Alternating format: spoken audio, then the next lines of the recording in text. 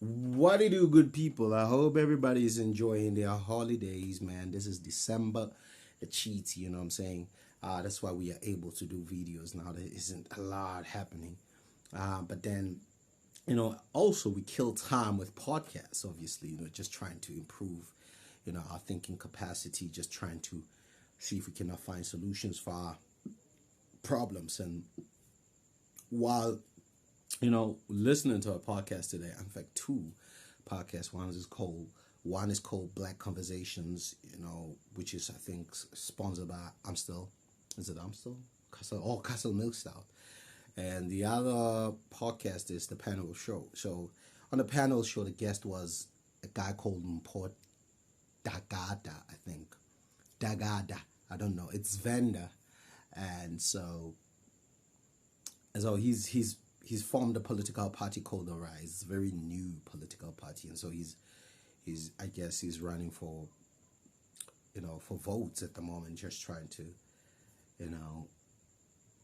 I guess get into government and change stuff. And I think he had some valid points. But then before we get into his conversation with Penwell and what I thought about it, let's just first introduce the other podcast that I was watching. It's called Black Conversations, and it was sponsored by, I think it's sponsored by this other beer, let's not say the name. It's a beer company. And so they had Zola there. I think they had Eugene Causa and the other two guests. I don't know their names. I'm so sorry, guys, if you see this. Doesn't mean that you're not important. I think you're valid. Your most of your points were very valid.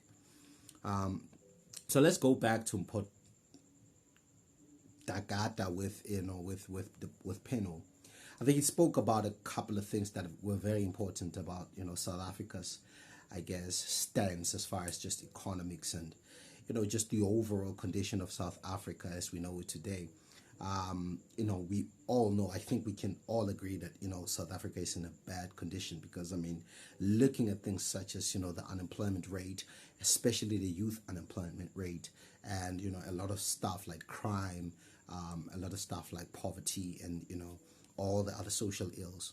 And so as a politician, he's obviously pitching to the people to say, oh, vote for me, and this is what will most probably happen.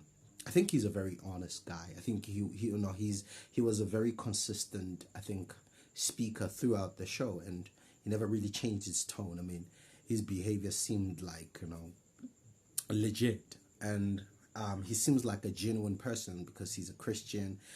It doesn't mean that just because he's a Christian he's a genuine person, but from my standpoint and what he told me, from the job, yes, told me as if I was there, but what he told us, the audience that were watching, the panel show today, that he left very great government positions just to go and start this party. So I mean that's a very great selling point if he is selling something.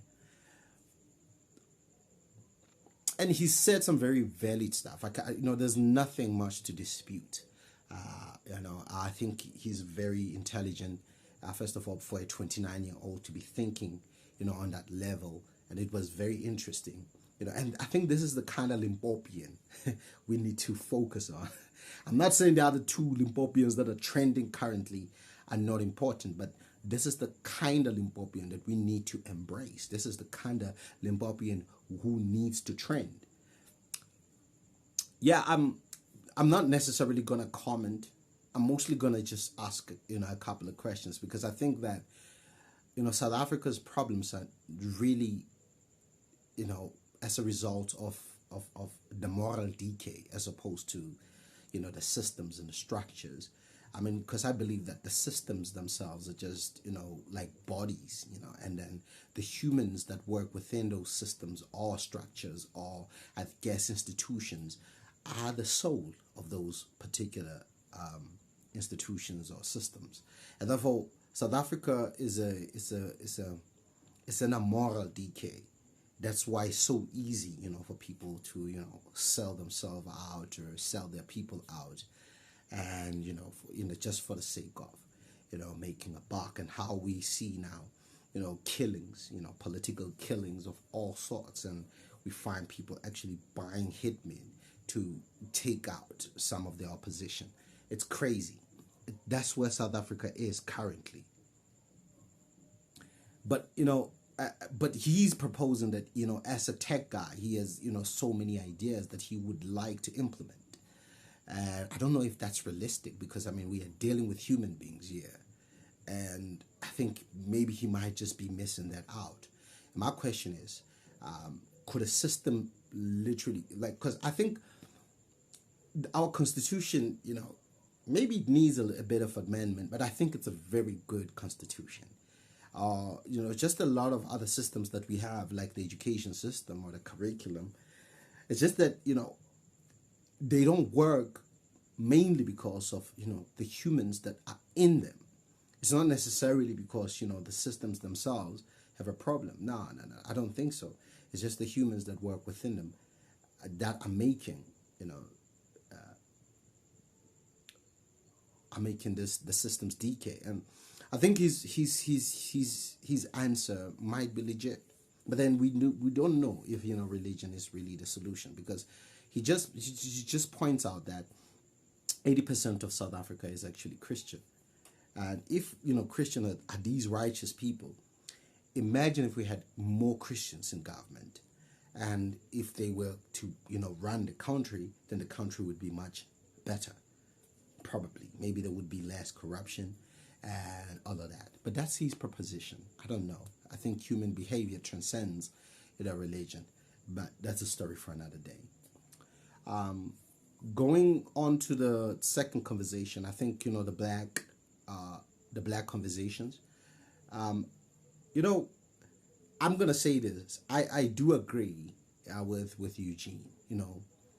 I think that it's high time that we stop supporting businesses just mainly based on, oh, he's black. I think we need to start now supporting businesses mainly because they produce good quality products. And that was the debate. That was, oh, why don't you support Drip? Because Drip is, South African founded. But see, I would love to support Drip. Né? Maybe I will buy something, maybe a jean, a t-shirt, but I like the shoes for me, they're just not for me. And it's not because I feel like they are not nice or anything. They just don't fit my style.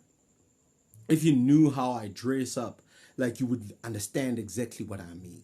So if I'm rocking a Drip sneaker, like, that would be just, I think I would feel uncomfortable and all, just not myself, And I do think, Drip has a certain niche that it's selling to, and that niche is doing great in supporting them. And I'm really happy that we have a company like Drip, and I really do think that we need more companies like that.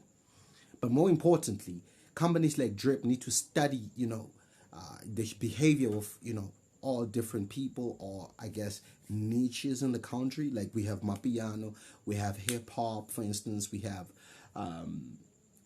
house, like deep house. So you need to go to these events and actually study how these people dress up and express themselves, and from there build designs that will actually meet those particular markets. So, like, for me, I like certain sneakers or certain shoes that look a certain way. I don't necessarily like the mainstream type fashion that is usually pushed.